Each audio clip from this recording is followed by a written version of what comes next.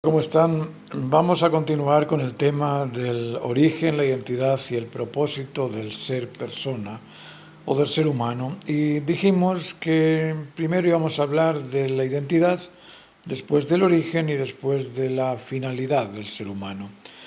Estamos en el tema de comprender el origen y para comprender el origen usamos este principio descartiano de causa y consecuencia, es decir, toda consecuencia se debe a una causal originaria y esa causal originaria contiene en sí los elementos consecuentes de la realización de ese acto. Por lo tanto, si yo quiero conocer aspectos de Beethoven, diría que Beethoven es un tipo sensible, pero a la vez enérgico en su carácter, porque su música contiene esa energía en el carácter. Lo mismo que pasa con el pintor Picasso. Picasso es sensible a los colores, pero a la vez es muy terco, muy poderoso, muy impetuoso. Lo mismo pasa con Gauguin o con Van Gogh o con personas que ya han pasado la historia. Estudiando las consecuencias de estas personas, nosotros podemos llegar a comprender un poco de su identidad. No es que los comprendamos por completo, pero sí que comprendemos aspectos de su identidad. Entonces, si nos fijamos en la creación de este origen creador, llamémosle X, no importa el nombre, ni Alá, ni Dios, ni nada, no importa el nombre, vamos a dejarlo en Mr. X. ¿Y por qué Mr? No vamos a dejarle el Mr fuera, vamos a llamarle simplemente X. Este X causal originario debe contener los aspectos de aquello que ha creado. Y aquello que ha creado, si lo examinamos así en forma global, nos daremos cuenta de que en la creación todo existe en particularidades duales complementarias. Es decir, lo alto se complementa con lo bajo para dar la posición central.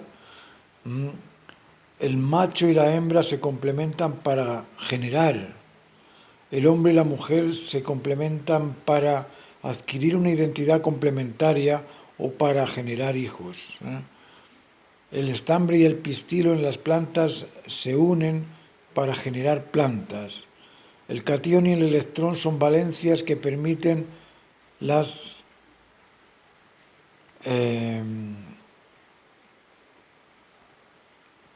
moléculas, las partículas contienen aspectos de valencia negativa y de valencia positiva.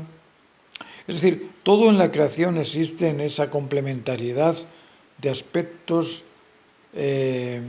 varios, diversos, tal vez distintos, pero no opuestos porque son complementarios. Luego, si en toda la creación existe macho y hembra, positivo y negativo, catión y anión, estambre y pistilo, aspectos de polaridad, en el origen creador este señor Mr. X, o no dejamos de lado el término señor y le llamamos Mr. X, y si dejamos el término Mr. y le llamamos X, este X debe contener también aspectos duales de positivo y negativo, masculino y femenino. En ningún modo puede ser solamente masculino o en ningún modo puede ser solamente femenino. Porque si no, ¿de dónde salen los aspectos masculinos? Si no es femenino, ¿de dónde salen los aspectos femeninos? Toda causa es a su efecto, así como el efecto contiene aspectos de la causa. Luego, en el origen causal de la creación dual de aspectos positivos y negativos deben de existir también elementos positivos y negativos. Pero lo más importante de esto es que esta complementariedad de aspectos positivos, negativos, masculinos, femeninos, deber y derecho, sujeto-objeto, todos estos aspectos complementarios se completan en la interacción mutua, se completan en la conexión, se completan en la conectividad. Y el amor es conectivo. Luego, si el amor es conectivo, el origen causal de toda esta conectividad dual debe ser también conectivo. Ahora, cuando hablamos de amor, no podemos hablar de amor en singular. Hablamos de amor en plural. El amor implica al menos a dos. Y entre esos dos algo se establece, la conexión. Es decir, ya no tenemos dos, tenemos tres. Tenemos al tú y yo conectados. Luego el origen de la creación debe ser una singularidad dual conectada, es decir, dual trinitaria. Ahora ese origen causal del universo, de la creación, de las dualidades y de todo lo demás, se manifiesta mediante la energía. Luego debe ser también el origen energético. Ahora, energía se nos da a entender así como si fuese una mera fuerza de frotamiento, fuerza de empuje, fuerza de atracción, fuerza de propulsión, como si fuese una fuerza nada más, una fuerza expansiva. Pero dentro de esa fuerza expansiva existen tres aspectos que ignoramos y que ahora acabamos de descubrir. Existen orientación, dirección y recorrido. Cualquier impulso motivado por un estímulo, cualquier impulso o cambio de lugar va a estar cambiando en alguna orientación, mediante alguna dirección entre los dos puntos y durante un recorrido entre los dos puntos. Es decir, la energía original de la creación no solamente es fuerza, no solamente es poder, no solamente es empuje, presión, química. No es solamente eso. Es orientación, dirección y recorrido. Es decir, existe intencionalidad, selectividad y poder en esos tres aspectos. Porque si yo me oriento en alguna dirección y lo recorro, demuestro que estoy seleccionando entre una dirección y otra, y elijo esa dirección, demuestro que tengo la intención de llegar a aquel punto o a aquella posición y demuestro que tengo el poder de llegar si he llegado. Luego la energía no es solamente un poder de empuje, un poder de expulsión, un poder de explosión, sino que la energía contiene intencionalidad, selectividad y poder. Y ahí estamos hablando de un origen creador bastante similar al humano. Estamos hablando de un origen creador que intenciona. Y si intenciona por algo. ¿Y por qué intenciona la creación? ¿Y por qué intenciona el ser humano? ¿Qué es aquello que nos motiva a hacer? Díganme alguno que se motive a hacer por algo que sabe que va a ser un fracaso. Si realmente entiende que va a ser un fracaso, no puede motivarse. La motivación solamente responde o solamente se ejercita o solamente se empodera sobre la pretensión de un beneficio, sobre la expectación de un beneficio. Cada cosa que nosotros hacemos, hablar, pintar, trabajar, caminar, viajar, es porque esperamos un beneficio en ello. Yo espero que al hablar me salgan las palabras, pero si no me salen las palabras, me frustro. Yo espero que al viajar conozca cosas nuevas, pero si conozco lo mismo siempre me aburro. Esa orientación, esa intención orientada en la consecución de una posición distinta que existe en la fuerza, está basada en la pretensión de un beneficio. ¿Y cuál es el beneficio supremo de la creación? ¿Quién puede admirar la creación, vibrar con ella? Cuando veo a las especies naturales, veo que cumplen su función, pero no son conscientes de lo que están haciendo. Simplemente comen, simplemente se reproducen, simplemente se mueren, son presa de algún depredador, son depredadores de alguna presa, pero ninguno de ellos es consciente de ponerse frente al árbol 20 minutos y decir: ¡qué bestia esta pieza de planta! ¡Qué increíble el poder que hay detrás!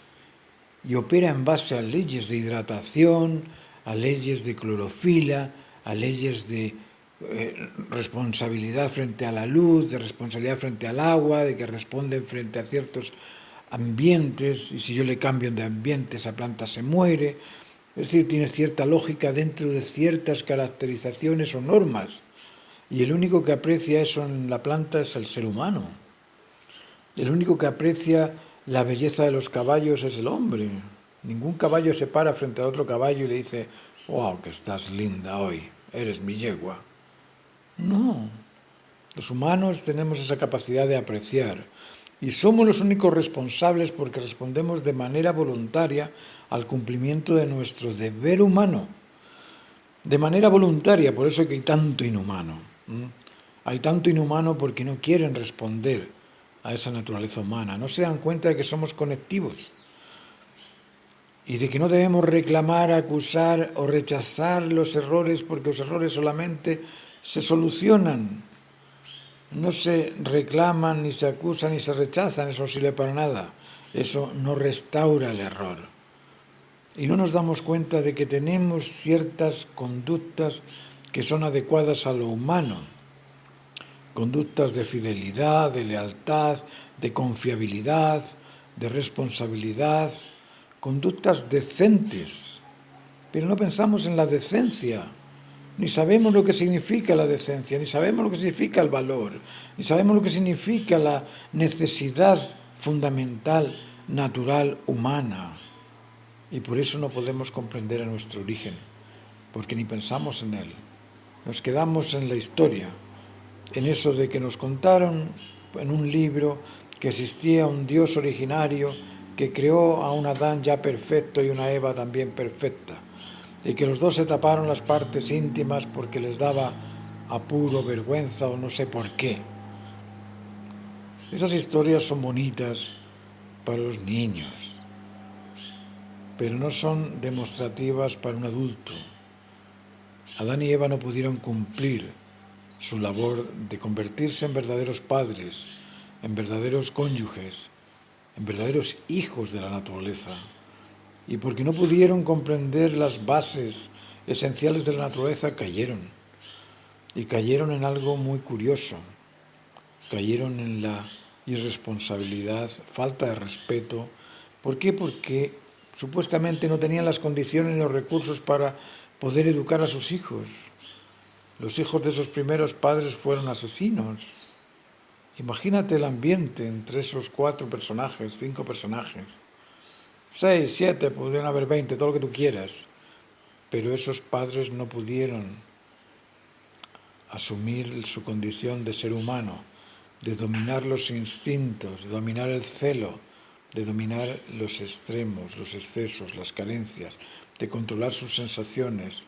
¿Vosotros pensáis que si esos primeros padres hubiesen controlado sus sensaciones y cuando se sintiesen carentes de algo hubiesen respondido con la entrega y cuando se sintiesen excesivos en algo se hubiesen acomodado y cuando tuviesen la actitud desplicente de rechazar al otro la gobiernan y no expulsan al otro, que cuando tienen la sensación de reclamar lo controlan y lo reclaman, que cuando tienen la sensación de acusar al otro por algo que ha hecho, no, simplemente uno restaura ese mal que el otro ha hecho. Imaginaos a esos seres serían humanos. El origen del ser humano es su naturaleza humana.